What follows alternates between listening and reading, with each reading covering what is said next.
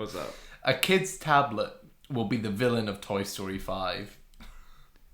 That's excellent. I actually think that could work really well. Yeah. Because has Toy Story ever delved into digital stuff? Don't think so. I mean, the closest to... What is the closest it's got? Like Buzz was like a more like electronic toy, but that was like at the end of the 90s, like moving away from like plushy to like plastic. Yes, okay. But like there was never like anything veering into like the digital world, I don't think. Because we got Sporty in the last one. Yeah. And that's going the other direction. Is it the Toy Story movies where there's that iPad game? No, it's not. It's Wreck-It Ralph 2.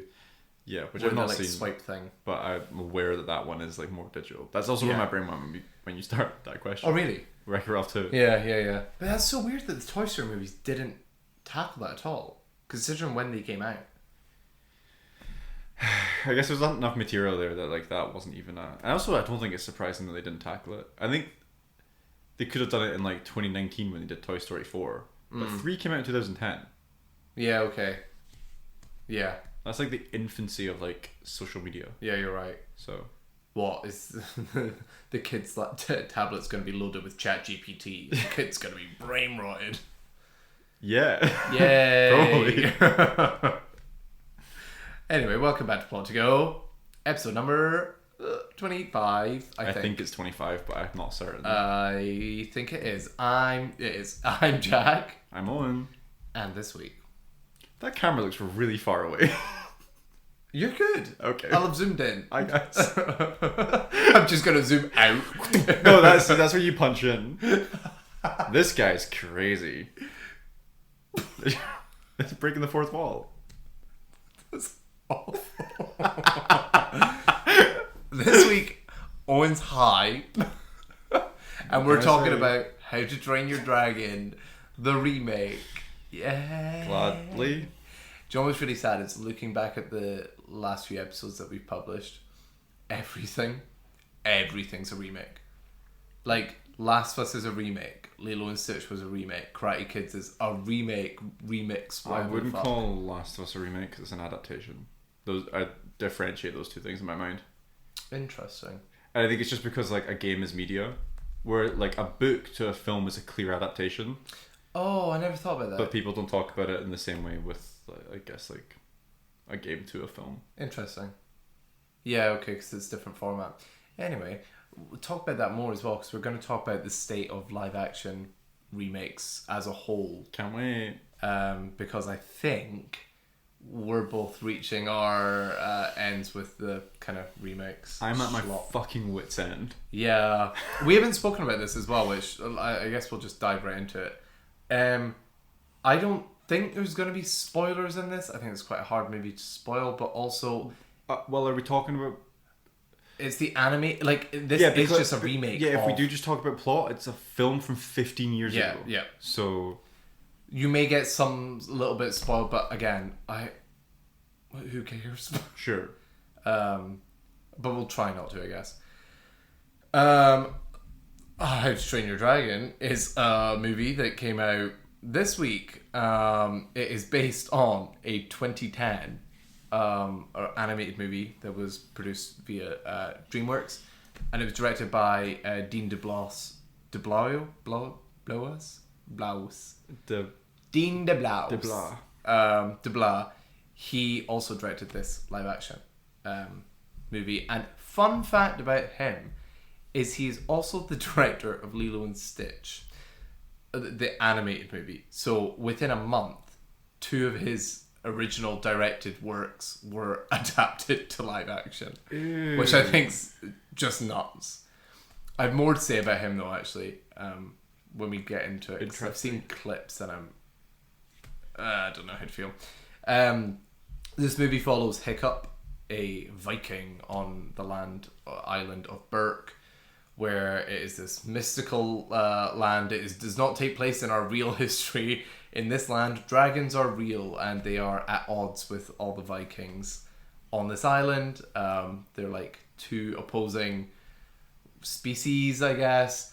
But Hiccup learns that he doesn't have to kill the dragons, he can train them.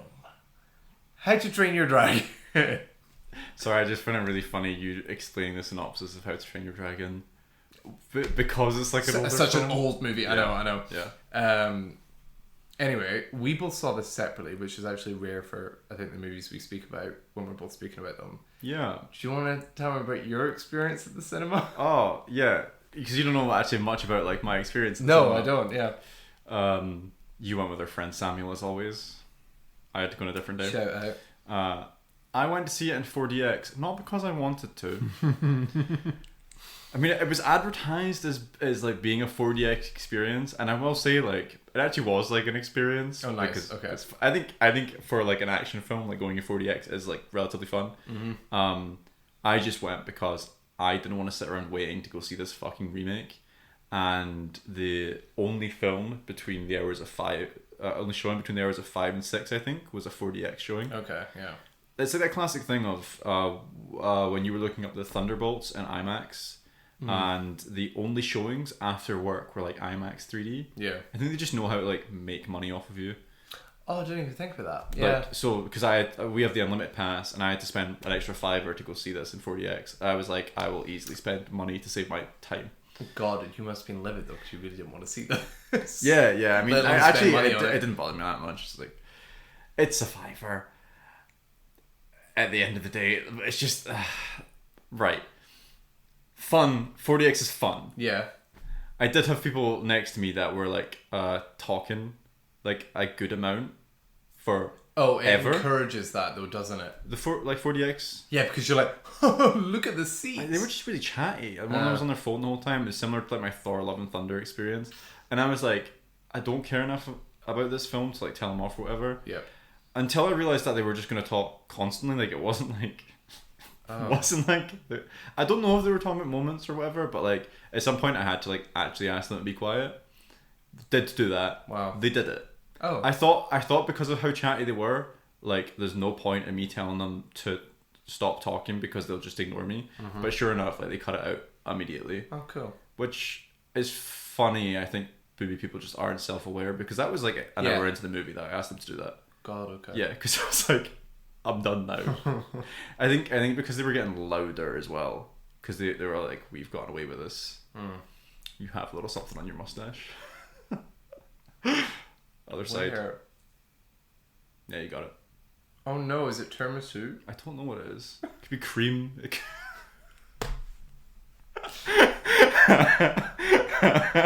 Okay, so I'm gonna just start this episode with both of us reading Zoomed Out now. Incredible. Where was People. You were talking about the people an hour in.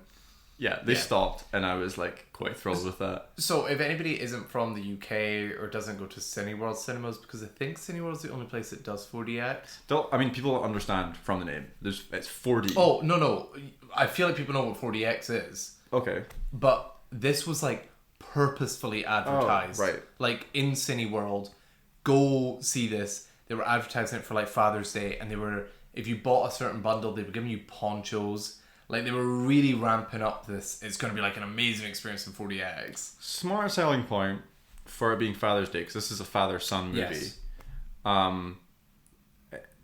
The 4DX is like relatively egregious at points, because I was talking about it earlier today. You know how in the film there's like that's kind of like high point that a lot of the kids are like having dinner with like a gobber at some point.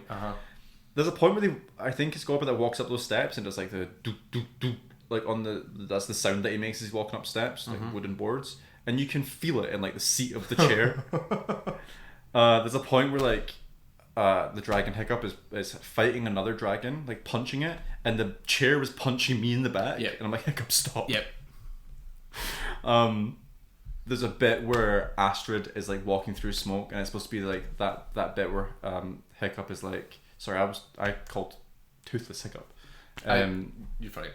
Hiccup is like swooning over Astrid, and she's like walking in slow motion towards the camera with smoke, and the smoke at the bottom of the screen like is released. Yep. The place is foggy, even at the start of the film, the Universal logo as it comes around the planet Earth, like it has like a glare. So I got flashbanged it before the film even started. It's just a funny experience all around. I love it for a shitty movie. Yeah, I think it's. I saw Madam Web twice in 4DX. In 4DX. Yeah, you saw more than that. I saw Madam Web 3 times. Don't get that twisted. Disclaimer: bad movie. I just had to drag everybody I ever knew to see that movie. Still not seen it. Yep. Tragic. I don't know you. If that ever re-releases in 4DX, I couldn't recommend it enough because, yeah, you get punched in the back the entire screening. What? Because people are like fighting. Yeah, it's great. I felt like I had a massage. It's phenomenal. It's just too. It's too aggressive. It's genuinely like two fists. It's just. It's not like it's detailed or anything. No, There's two arms in the back of the chair there. And it's like in the same bit in the back. Yeah. You've got a bad back. Whew. It moves around quite a bit. I didn't think it was gonna tilt as much. Yeah. Because I was like, I'm definitely gonna have to use the armrest. Did you have an open cup drink? Yeah, I brought a can of Coke and made sure to like have a bit of that before we started. Smart. Yeah. I normally see the like cups of water that I'll get. Yeah. Yeah. Absolutely sloshing about the place. Yeah, it's not bright. Anyway, I saw it normally. Yeah, sorry. In a relatively busy cinema, you know how Cineworld's like really dark in certain screens? I had to go to the bathroom before we went in, and I was holding drinks for me and Samuel. So Samuel took the drinks and just went in. And then when I got in, all the lights were down. Couldn't see a fucking thing, and it was such a dark start to that movie, so I just had to stand for like a minute. So what the fuck do I do? I thought you were going to be like, I got in and Samuel was sitting there with 2 empty drinks. Just like, I'm sorry, I couldn't see. So I sat down and he was like, dark. I was like, I know. Speaking about needing to pee. Okay. I needed to pee when I was watching the film, but the chairs were... Just piss yourself. It got to the, you know, like sometimes you need to pee really bad, then it kind of goes away. Yeah. It was kind of that, not because I pissed myself, but it was just like, oh fuck, like I don't want to, like even though I've seen the film or like the original, I didn't want to leave, so I was like, how much of this film do I have left? Yeah. It's kind of vaguely annoying. So piss yourself went, I got wet. Yeah. Oh man, my chair is overworking. My poncho failed. Horrendous. All this is to say that I think it made my experience better being in that chair. Nice. Yeah. The movie, however, thoughts on that? I don't know why this film exists. I saw your rating on Letterboxd, and I was like, no. I have justification for why I rated it like that, but how would you rate this movie out of 10? Like a 2. Oh, out of 10, 4, 5. Fair. Can I ask, is that the quality of the film that you watched? Or are you bringing in context? Both. I think this film's bloated. Because the original is like an hour and a half from memory. Yeah, it is, yeah. And this film's 2. And I think you can feel it. I actually think this film's shot well enough, to be honest. I wasn't like thrilled with the acting at all, to be honest. I actually quite liked Jared Butler. I think he's great. I think he actually gives like a decent performance. Not that the like kids or anything don't, but I don't like Astrid didn't feel Astrid to me, like as in like not badass enough. Hiccup they tried to make too heroic. I think in some ways he didn't seem like chuckly and goofy and kind of like less abled as a hero. Yeah. As the cartoon was. It's literally these points where I'm like, dude, you're just mogging. Motherfucker's just mewing into camera. Holy... that boy's jaw is fucking insane. There's I actually hate it. They go to get dragons towards the end of the film, and they're walking into like the arena, and they're like, we don't have ships or whatever, like how are we going to do this? And he turns around and he goes like, just stick with me. Like into camera. Yeah. And it just holds there with him mewing for like a second. Like, it's just not good. Yeah. You know, I'm a stickler for CGI. Thought it was pretty good, to be honest. green screen bad. It's like you could see they clearly shot outside, which was cool, and that's fine for all of the like good for all the Hiccup Toothless stuff towards the start of the film, and then Toothless ends up in that sort of like basin, and that's clearly just all CGI. Like he walks out and it's just like atrocious. And there's the point. It's like a comedic bit where Toothless walks away and Hiccup goes to like touch him basically, and it keeps panning between them. Yeah. And it's the actor for Hiccup on a green screen going like, ooh, it's just not good. Character model though for the dragons, I think specifically Toothless, is really cool. Yep. I also thought when they were flying, because flying's really hard to do and make it look okay. I thought for the large majority of it looked okay. Yeah. I think there's like a lot of detriment to this not being an animated film, like having moved into live action. Absolutely. All of the nuances of like in those earlier scenes where Hiccup like nods at or Toothless nods at Hiccup with like the fish and stuff, just completely lost in this film, because he kind of does it. He also tries to smile like he does in the animation, and it just doesn't look right in live action. You mean Hiccup or Toothless? Yeah, it's that classic thing of, it's the whole Lion King thing of like, why have we chosen to move into live action? Because then you move the actual like characterization of these like models. It's very strange. Yep. I'm in slight agreement with you. To explain my rating, so I've rated this a 3 out of 5. I think as a movie, if I was just to judge exactly what I just saw, I'd rate it at 3.5. I think it's a pretty solid movie. The reason I've like lowered that is because of this point. Why does this movie exist? I honestly rate movies on Letterboxd. People use Letterboxd completely differently. I like to rate stuff, even though I'm not a fan of ratings specifically. Like, I don't particularly like a numerical value attached to something, because a 3 for one thing doesn't mean a 3 for another thing to me. Like, there's shitty movies that I really adore, but I wouldn't say they're like 5 stars, or, you know, it's all subjective, whatever the fuck. For this though, I genuinely was like, I don't know if I can rate this, because it is shot for shot. In large part, yeah, it's shot for shot until it just adds or like makes the scenes longer. This is it, right? Yeah. So I hadn't seen the animated one in ages, and I purposely didn't do the Lilo and Stitch thing of watching it the day of and then watching the live action, because then just getting bored by the live action. So I watched the animated after this. What a wonderful experience that was. But also, there's not a single thing that is really added like depth-wise to this live action that isn't covered in the animated. So where does 30 minutes come from? I genuinely think it's just holding on scenes longer. Like, you miss the pacing. I do respect it a little bit, because watching the animated movie and then trying to imagine it as live action, I don't think the pacing of the animated movie works. And I think it would run into that same thing of Lilo and Stitch, where it's like we're zapping through everything like a TikTok edit. This is a little bit the opposite issue, but I kind of respect it more of being like, this is different, we're going to hold on stuff. But then I think in doing that, you lose a lot of the charm and the wit. And I think it makes the film bland. Yeah. Yes. Great movie. Great word for it. I think the more that I've thought about this movie as well, I think a large portion of what this movie gets wrong is Hiccup's character. Because I think you can say it's shot for shot and it's very much the same movie. But watching the animated, Hiccup is not the same Hiccup. And I get the idea of wanting to cast this more like Hollywood archetype kid who's like the brave, heroic person that people are going to look up to, and he's cool and he'll be an ambassador for this franchise and whatever the fuck.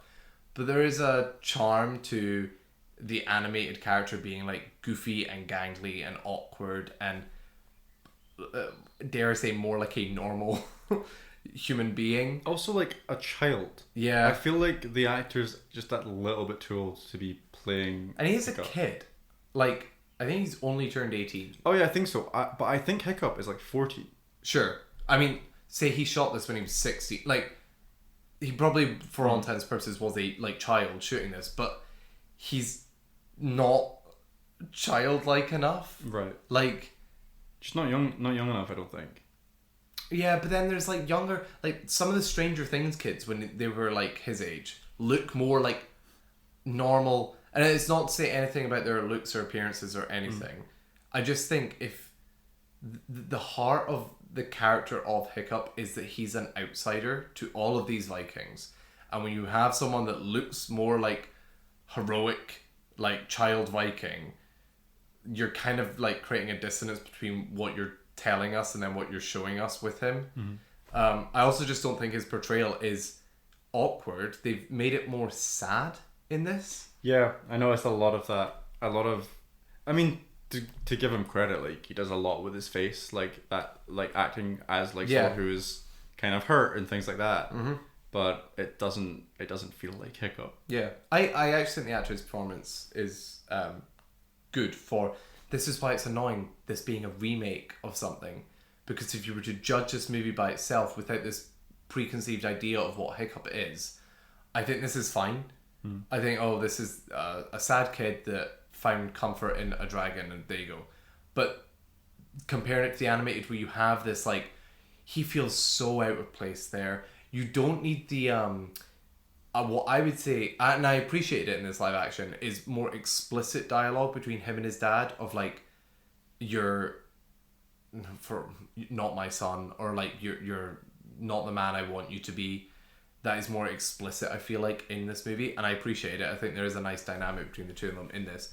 But all of that is like subtextual? Is that word? Subtext. In the animated movie, where there is this awkwardness between their relationship, and that manifests itself in Hiccup being this like out of place. He just feels like a teenager going through puberty as well. Like there's a relatability, I feel like, that is lost on this new Hiccup to make it more like Hollywoody hero's journey, which the animated movie still is a hero's journey, but there's more of a realness to it. Yeah, they're trying to make it more of like a classic archetype in some way. Yeah. I didn't have issues with anybody else really in the cast. I agree. I think Jared Butler, I honestly think Jared Butler probably does more with this live action version than he was given in the original. Yeah. Just there's more emotion, I guess. I still feel like, yeah, it's weird though. I don't know how to explain it.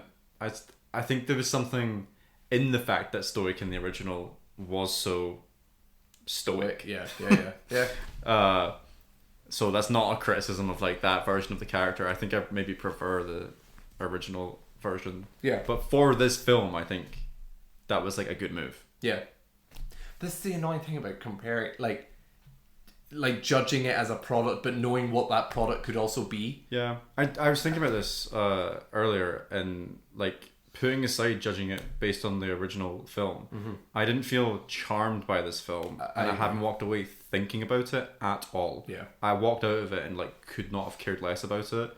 There were still moments that actually kind of got me, and those are the kind of the moments with Stoic's character, which I think is a testament to that, but also like partly nostalgia because of my connection with the original. I actually want to ask specifically, jumping on that, the test flight moment in this. Not powerful. You didn't feel that way? No. Interesting. I had a grin on my face and I was having fun, but the music in this film is weak. Oh, really? It's not punchy at all. Huh. It's again, I think it's bland compared to the original. Strongly. I think it's very similar to the original though. The score. The score is very similar, but the way that it's used, so it's not. I think it's punchy. It's overwhelming when you're watching the animated version, and it seems to just kind of like disappear into the background in this film, even in Test Flight. Interesting. I wonder, not projecting, but I wonder if that's because the 40X, because there's that much going on. Because me and Samuel both walked out and were like, movies, whatever, but like that, the music does so much heavy lifting. It's weird because I feel like the dialogue was just like, I could hear that so easily, which doesn't happen in films a lot, and the music was just so quiet. Weird. But that also could be just the fact, kind of what I was gonna allude to. If you said, "Oh, that moment was great," is the music. You have nostalgia for the music, so immediately it's make you feel something because you've got an attachment to that. It did, and I did feel it, but it wasn't. It wasn't like the animated moment. Yeah. I also come to think it don't know if that like was shot that well, particularly that bit. I don't think I felt the moment in the animated feature where like they're falling and then suddenly they're not, and that feels like something. I didn't really feel that in this film either. I also think the animated movie's more gorgeous. This is like muted. Yeah. Like I'm trying to remember what moment it is. I think it's when he's up with Astrid. It is when he's like saved Astrid. They fly through the clouds and then is it the castle in the background and stuff? Yeah, Toothless is then like follows the other dragons to the dragon's lair. Oh right. But there's a moment where they go up and it's like Northern Lightsy, and in the animated movie it's like, oh, gorgeous. I don't remember it looking like that in this live action. It doesn't look good. I can't remember how that compares to the animated film. Like that's a scene that's just missing in my brain. Right, okay. But in the live action, I think it is just like the greenness of the Northern Lights. Okay, yeah, it's not like this beautiful it's not tapestry. This beautiful thing. Right, no. yeah, I kind of thought that. Yeah. Because then there was a few instances of that, watching the animated and going, oh, this didn't look like as beautiful as this, which is so strange. I saw a lot of people praising how this looks. Like, wow, they brought Burke to life. And actually, side note from this, I'll go back to this. I cynically, genuinely think this is just an ad. This movie's an ad. For? Epic Universe. Oh. Because they, like, why else does this need to be remade? I'm like, well, this great ad because you've just made a place that people can now visit this place they've seen. Yeah. Which, smart for business. That fucking frustrates me. Oh, yeah. It's, yeah, there's that.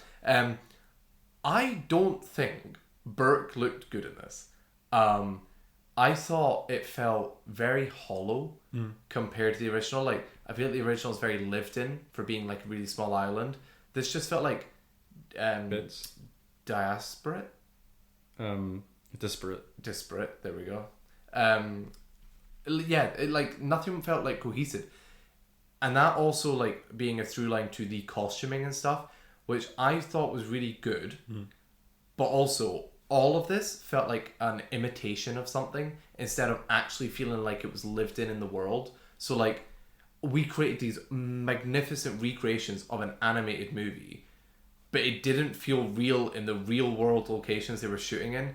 And I distinctly remember there's a moment where I think Hiccup's going to find Toothless for the first time, and he's going through like forest, real forest, and he's there, and his character model, the way that they've like done his hair and makeup and his like costume, he felt so out of place. Like he didn't belong in that real forest. I don't know if you felt. I actually didn't feel that. Really? But I maybe not with the costuming. I don't know how if I agree with that necessarily. Burke, it's one of those things where I don't remember it well enough that I have an issue with it. I reckon that like the buildings didn't look the best. Like they kind of don't look real. Again, they're like trying to match almost like caricature shapes of buildings in an animation. Yeah. I think the chain bit with the dinosaurs, the dragons look pretty good. And I think there's a bit where they're having the conversation before they go out to find the dragon's nest for the first time. Like that room looked good as far as I can remember. The rest of it is just like gone from my memory. Like nothing like stood out to me. Again, this doesn't say it's bad. Like I think there's a level of craftsmanship to the production design, especially the ships and stuff. Like it felt real in areas, but it also felt really false to me. Like like it was a theme park. Yes, great like way of putting it. Yeah. Like if this was say there was no animated movie, you just watched this, I don't think you'd go, this feels like a real lived in place that I know. I think Stoic takes off his cloak at one point and it kind of looked like a cartoony kind of outfit in some ways. I appreciate that the horns looked relatively real in like some of the helmets, but I don't know if this part necessarily looked like it's just like bits of it just looked a bit off. Yeah. When you're translating a building that would normally be quite squared off in reality to like this kind of rounded shape in a cartoon into reality, then you're gonna sit there and be like, that I don't believe this. Mm-hmm. So, and I think there's just a lot of instances of that, like tackling animation can get away with like things not being like realism because you're not really questioning it. But I feel like when you're trying to translate that, it sometimes gets lost. Before moving on to like live action remakes in general, I just want to try. Oh yeah, I kind of agree with what you were saying.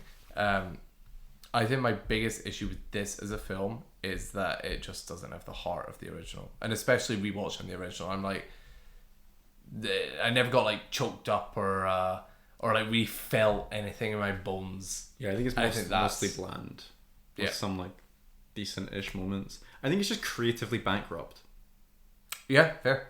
There's just nothing to it. Yes, actually, great point. Because this brings up what the director said that I found wild. They were asking him, like, is this... do you want this to replace the animated movies? Like, essentially asking him, why was this made? He's like, no, the animated movies exist for a reason. These movies exist for another reason. I wanted to go, a bit deeper into the characters that exist in this world and the, like, more emotional moments. I couldn't believe that was the answer he gave, because I was genuinely, if somebody had a real honest reason why this should have been made, I'd be all open and ears for hearing why. But his answer was like, to expand upon it. This doesn't expand upon anything, or the little bits it does. It's so surface level. Samuel pointed out, and he was right. I actually thought he was wrong, but I don't know his name. The kid who's like kind of in love with Astrid, who's like the bashful kid. He has that weird relationship with his dad, where he's like, "Dad, I'm doing you proud," or whatever. That's not in the anime. That's not in the... I thought it was. Sequels? Oh, maybe. I don't know. I think they did make it so that Burke was kind of a place that people had like migrated to, and I don't remember that in the original. No, they don't do that in the original. But I also, me and Samuel burst out laughing at one of the lines. Which of was that. So they go round. There's a big like council scene where Jared Butler's like, we're all from different places, and that's what brings us together, and blah blah blah. And it's a nice speech. And he goes to one lady. He's like, remember you when you were fighting a dragon and you like hurt your arm or whatever? And she's like, yes. And then he goes to the next one and he goes, and you came from the east. And that's it. And then he moves on. The pair of us just burst out right after this woman gets his epic speech. And then he's like, and you're from another country. So I agree, they did do that to the level of, I don't know what level. I think it came out twice. Yeah, and that was it. So much depth afforded to this movie, crazy. I want to bring up as well. This is the thing that's really pissing me off about this movie. I remember when Lion King came out. Yeah, and people were not happy with that movie. To me, I felt very similarly to this kind of like, why was this made? It's shot-for-shot remake. It's fine. This has a 4.0 on Letterboxd. The animated movie is just barely above this, with a 4.1. Most people have this rated at a 5 or a 4. It kind of upsets me. Yeah. I could firmly put this at a 2 because the best thing I have to say about it is it's fine. Fair. Yeah. And then I'm assuming you're just dragging that down as well because why? I could drag it down further because sure. Why? Yeah, absolutely. For yeah. context, Owen, I think you probably said this on the podcast. Yeah. I think you did because I didn't cut it. You didn't want to see this movie. Yeah. And it's just because it's like the only release for us this week. Thanks to UK for not releasing Materialists. Thanks, Mr. UK. Doing a great job. So yeah, we had to see this. I think this movie was so fine for me. Like, it really made me question why the fuck these are getting made, to the point that I think I'm in the same boat where I'm like, I don't know if I want to support live action remakes now, which I didn't before, just to get that clear. Yeah, but now we're getting to the point where like there's too many. Yeah, and we are giving them. I gave them more money, sure, so I could get it out of the way. And my point with this movie was that I know you thought it was a meh movie, but I think this is like the best a live action remake's gonna get. You're probably right. Like, I don't understand. Like, if Hiccup was characterized a little bit better, and if they'd filled out the production design a little more and chopped bits here and there, whatever, like actually improved the filmmaking of this film, sure, it's a better movie. But like, how do you get better than that? Like, what is the point? And I think because this was actually okay, in my opinion, it made me more so like angry. Whereas a Lilo and Stitch, I was just angry that was a bad movie. Yeah. This, I was like, good movie, but why? The one thing I will say about having seen both this and Lilo and Stitch in the cinema is like there are clearly kids that are going seeing it and enjoying it, and that is nice. I think I heard someone like gasp towards the end of the film, like probably a kid, and I was like, oh, that's kind of nice that they're getting to experience this. Just re-release the animated film in the cinema. I would rather them, and I'm kind of opposed to this, but I'd rather this to like repaint the animation, like update it. Oh, you could. I wouldn't be mad if they chose to remake the animated film. Yeah. But like literally just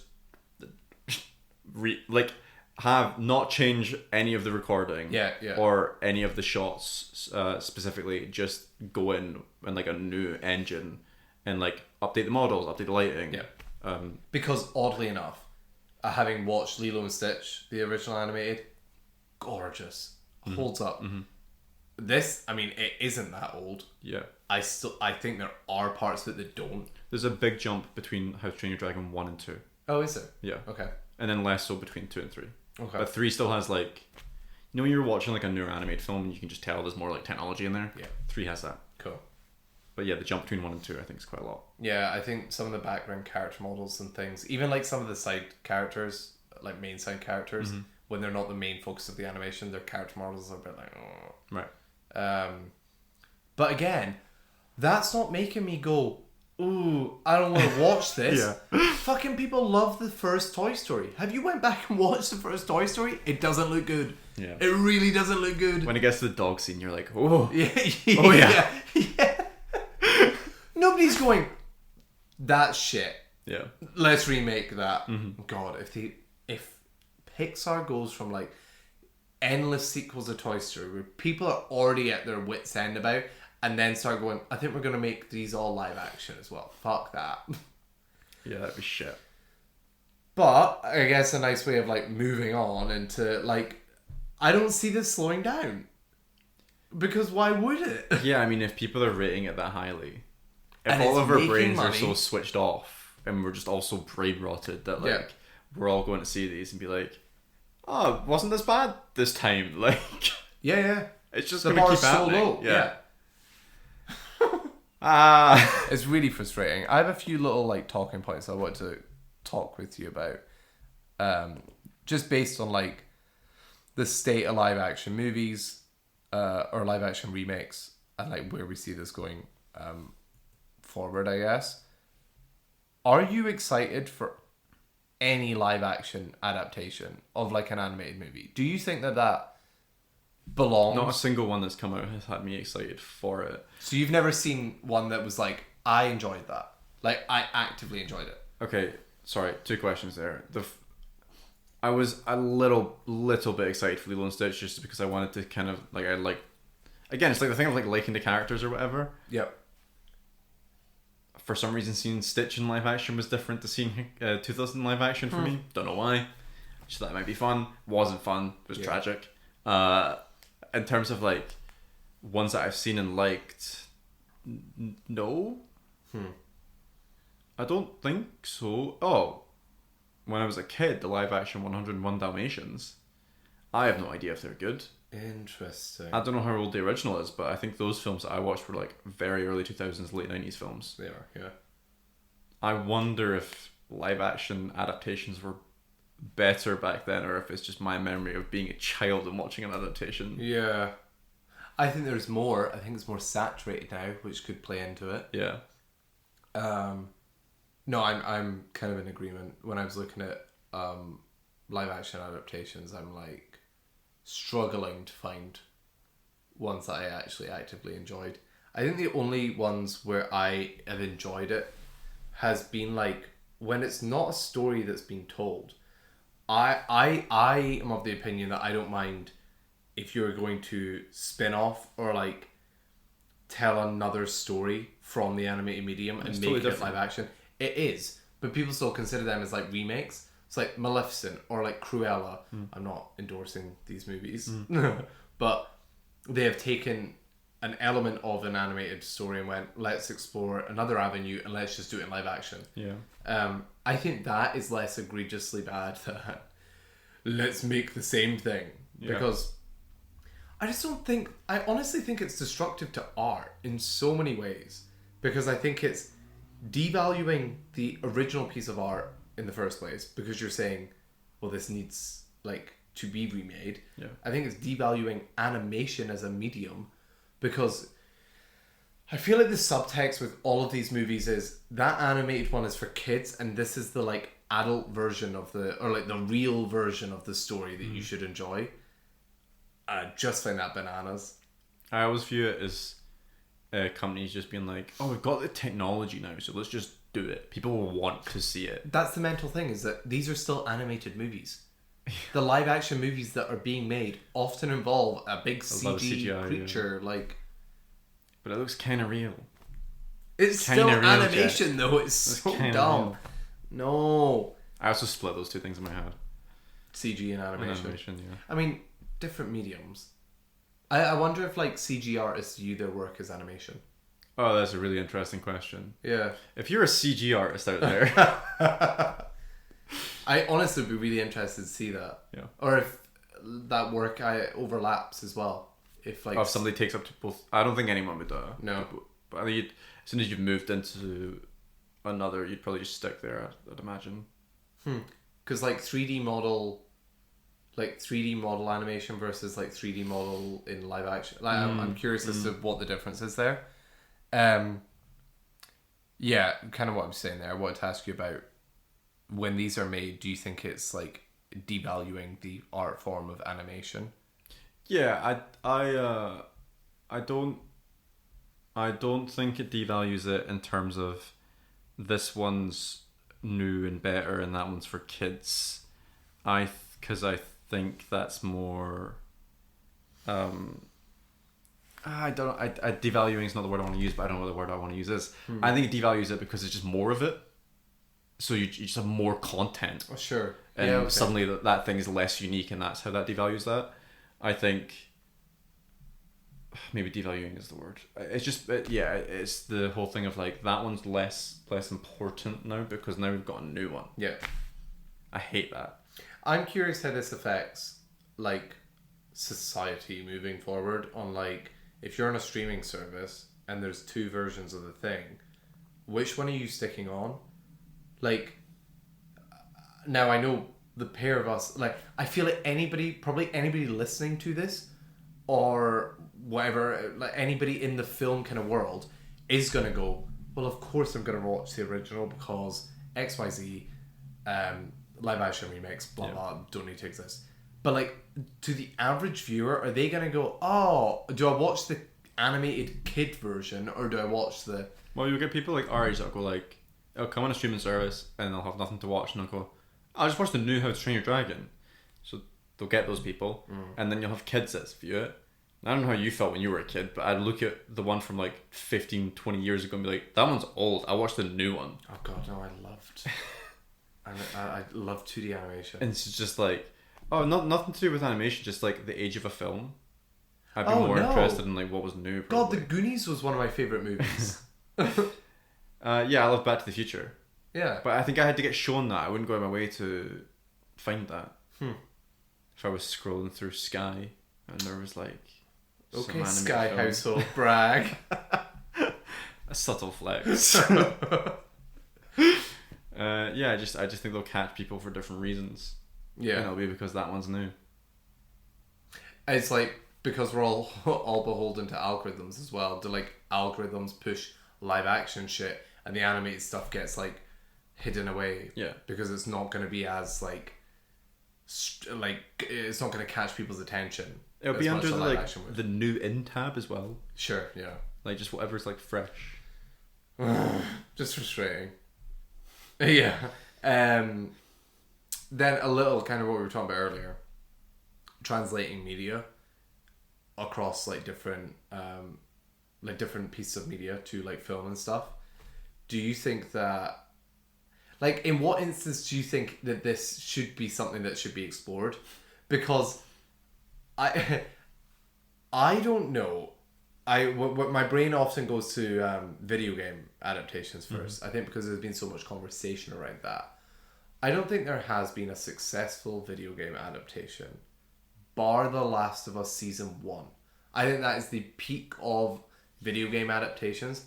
But I also heard somebody talk about The Last of Us and saying how unnecessary it was, because part of what makes that game unique is the agency that you get as the character that is having to go through all this like tragic, horrible stuff. I think that manifests itself a lot more in part 2, and maybe that's why they struggled adapting that game more. But like, I genuinely, when I was hearing somebody say that, it was like the medium informs the art in a lot of ways. Mm-hmm. And especially for video games, I think it depends on the video game. I mean, some like first person shooter or something isn't, or like a Valorant or something, like a what am I thinking of? Is that first person shooter? Yeah. Like a multiplayer shooter game. Can clearly tell I'm a gamer. Like something that doesn't necessarily have a narrative attached to it, maybe a different story. But if you're adapting a narrative game that somebody has chosen to be a video game, like perhaps there's a reason why that medium was chosen. Mm. I haven't played it, but like the Split Fiction game with yeah, why would you make that into? Yeah, exactly. I think the medium is really important for that game. Like the best you could do is make some sort of weird interactive Netflix show, which is a game. Sure. Yeah. yeah. An example that would come into my mind, which it isn't one that has happened, I think, but like I could imagine happening, is like, say you are someone who is quite creative and artistic, but you don't have the means to make a film. So you don't have like the people to be actors or the cameras, and you don't have the studio to do the visual effects or whatever, and you painstakingly made a 10-minute short in Blender over like a year or something, and then a studio comes to you, so that's an animation. Yeah. A studio comes to you and is like, we'd like to make this live action and make a whole film around it. That's a totally different remake, because you're fleshing out a story. Yeah. That's also a lot of like indie filmmakers get their start. First one that comes to mind, like Emma Seligman, who made Shiva Baby. I'm sure it was her final year like dissertation project at uni, was the short Shiva Baby that was then auctioned off and then like built up into an actual feature film. Like that I think is very different, because it feels at that point it's a like proof of concept. Sure. It's not necessarily here's my finished piece of art that I'm proud of. I think a lot of those shorts, people will be proud of those shorts they make. I'd still call it like an adaptation. Yes, yeah. Yeah. An expansion. Yeah, that's the best word for it, is an expansion, yeah. Okay. But how do you feel then about like different bits of media? You make a great point with there's so many booked film adaptations, and that feels... Yeah, books are the best medium to medium because they're totally different.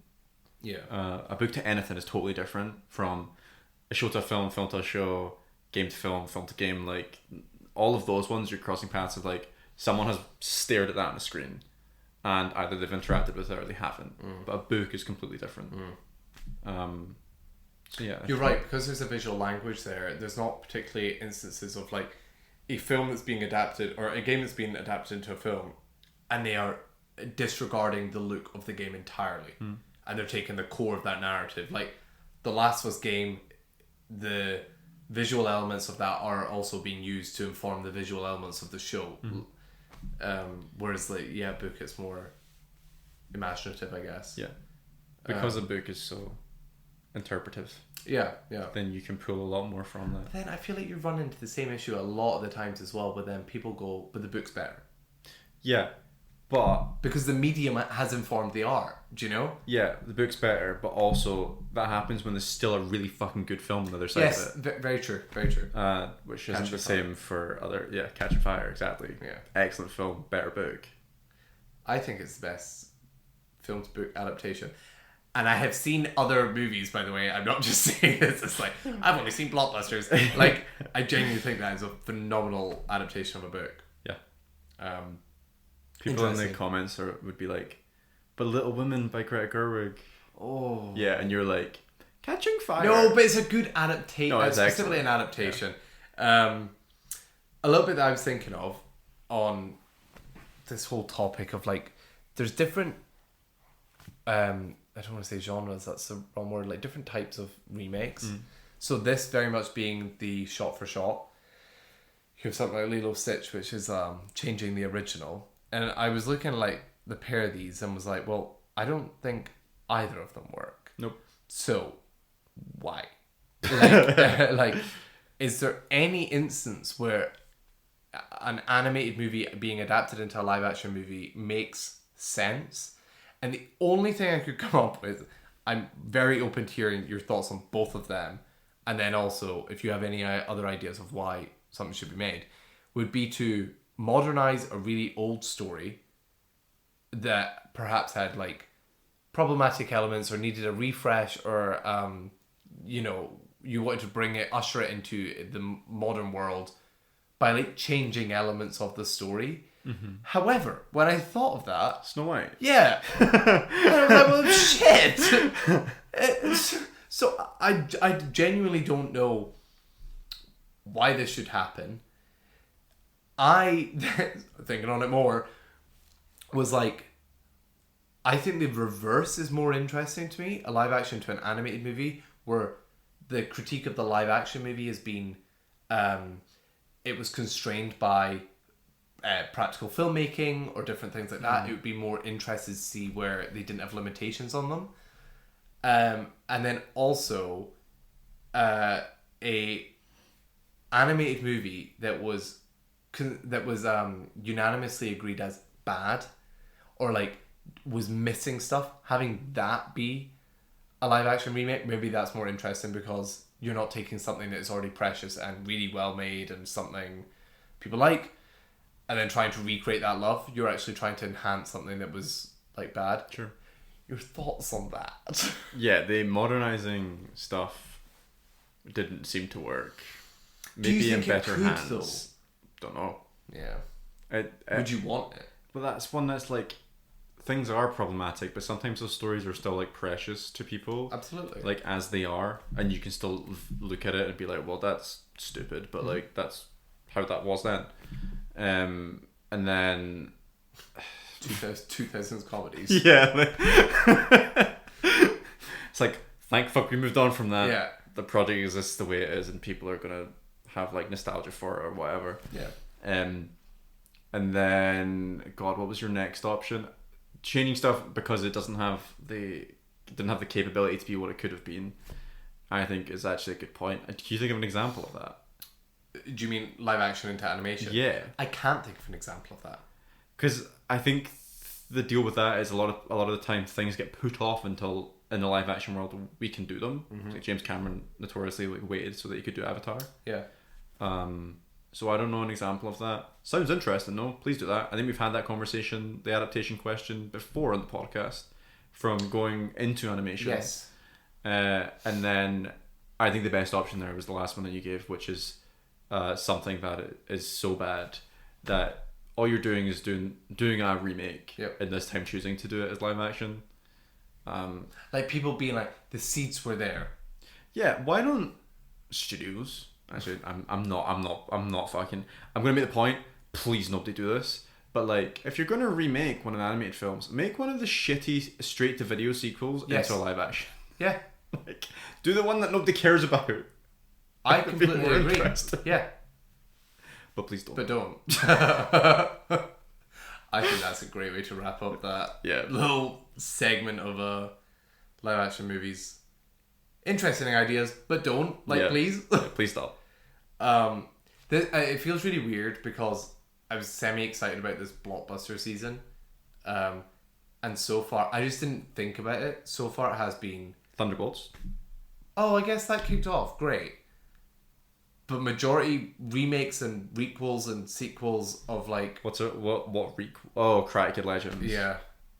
Oh, we've had a bad couple weeks. Yeah. Yeah. I think we've had Andor and like TV stuff to like kind of fill it. But like movie-wise, it's just been dire with like original storytelling. That's why it pissed me off that Materialist is so far away. And it's weird because next we have Elio next week. Really exciting. Cool. And 20 years later. Oh shit! Wait, tomorrow is the 14th. It is. 20. Have you watched 28 Days Later yet? I have not. Because I think 28 months later is in the cinema and Cineworld's tomorrow. Weeks. Is it weeks? Is it? I think it is weeks. Yeah. It's barely anything. Yeah. Because I know why it's weeks. Oh, okay. That's. Could you skip the first one? I could watch the first one. In between. Yeah. All right. This is Anyway. This is for us. Whoa, logistics. Yeah. Fun. Yeah, so we have that, which is still a sequel or whatever, but like an acclaimed director, a writer, they're coming back. It seems like there's a reason they're doing this. And also an original Pixar movie. Yep. After that, you have F1, which I am relatively excited for. I think it'll be one of those ones that's like fine. What's worrying me about that is because they've attached an album to it. Oh. You not heard any of the songs released for this? No. Oh, there's like a Don Toliver and... Tate McRae? Yes. Yeah. Just keep watching. The music video is just like her, like, in a pit stop, dancing crazy. You're like, sure. F1, I guess. Yeah. I honestly, I'm really excited for how they needle drop that into the movie. Yeah. Brad Pitt's like, we gotta go fast. It'll be like the midpoint. That's like a midpoint drop. Yeah. Yeah. The Tate McRae song scores the crash. Oh my god.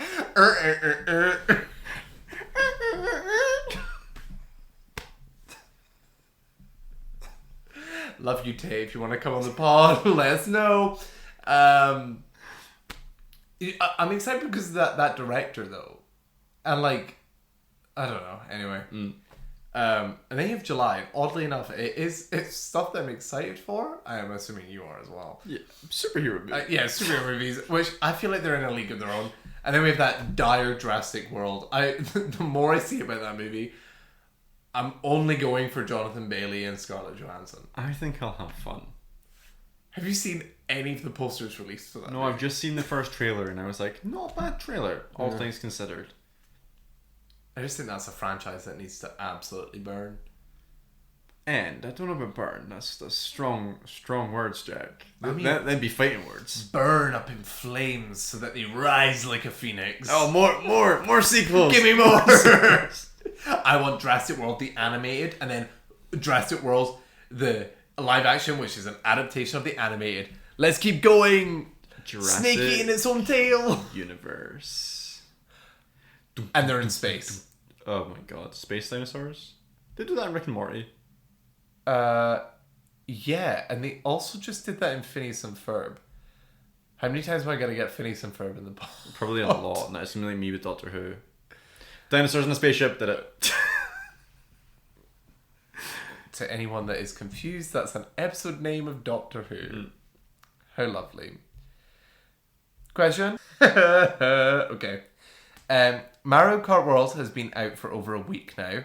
Which of the playable characters would you like to see an origin film / show about? This is fucking...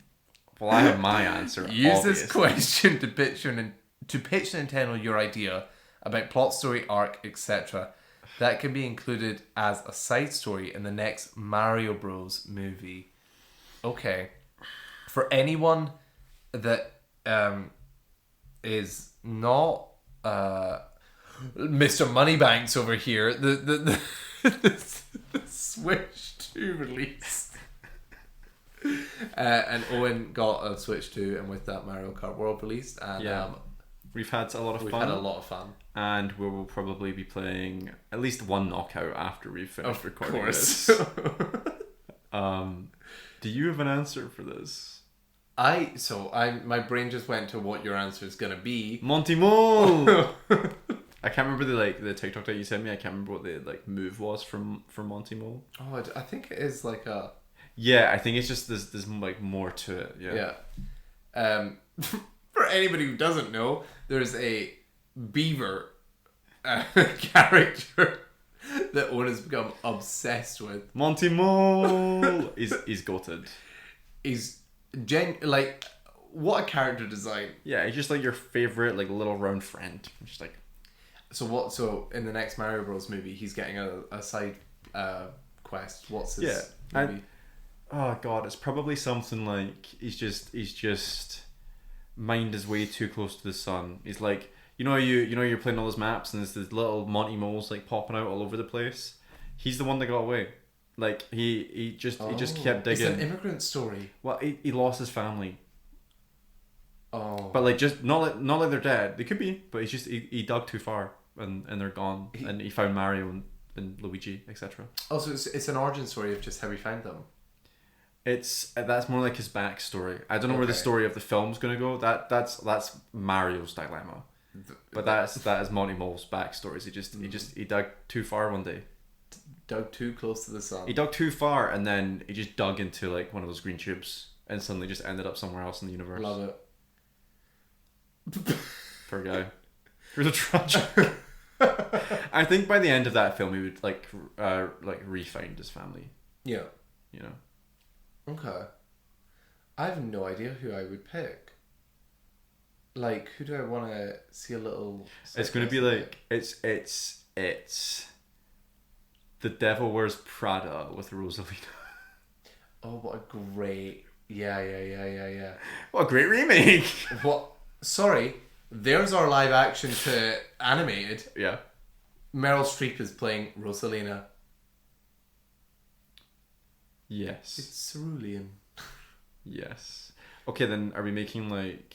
Who are we making? Oh, Anne Hathaway. Anne Hathaway. Peach?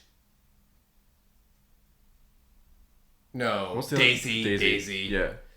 Oh, it's Daisy. This is perfect. Okay. And then Peach is Emily Blunt. Yes. Emily, famously, in that movie. This is great. Oh my god. Fuck Devil Wears Prada 2. I actually don't, because I really want to see that. Even though I'm so against sequels. This is the issue with sequels. This is where they and get shit. us. It's because you go, I'm remaking something that you want to see more of. Yeah. Fuck. Yeah.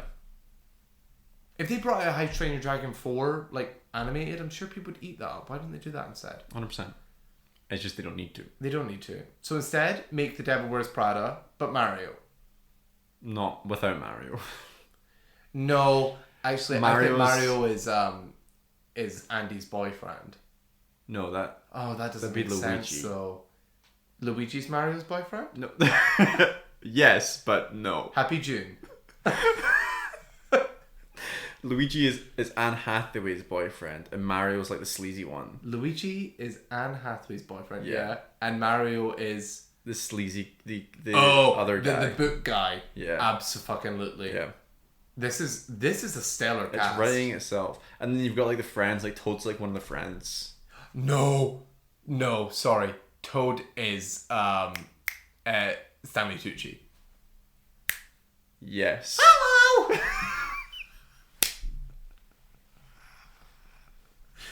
And that does it. What a spectacular episode of Plot to Go. Yeah, brilliant actually. I had a lot of fun with that. I hope that broke someone's eardrums. As we said earlier, next week we're talking about Elio and 28 Years Later. Very excited. I really hope next week's good. I hope they're both good. I hope they're good. I wonder about 28 years later. Oh, really? Based on nothing except like me being like, Does there need to be a third one? Sure. What are we doing here? Do you know it's 3? Do I know it's 3? This movie is 3 movies. This is part 1 of 3. I did not know that. There you go. This is news to me. There you go. Why? I think that they have like odd. I can't bother looking up. Sorry.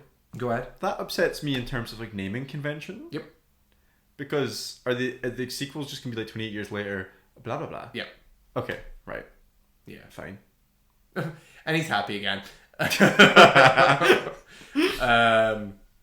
Yeah, and who doesn't love Pixar? Also, not reviews, but reactions came out to that. So they always skew positive, but people are very glowing about it. So cool. That's great. If you like this episode, follow us on Instagram and YouTube and TikTok and Apple Podcasts and Spotify. Yes, and if you're listening on Spotify, give us a follow and a rating. 5 stars. That would help. Obviously. Of course. Nothing less. And we will catch you in the next episode. Nah.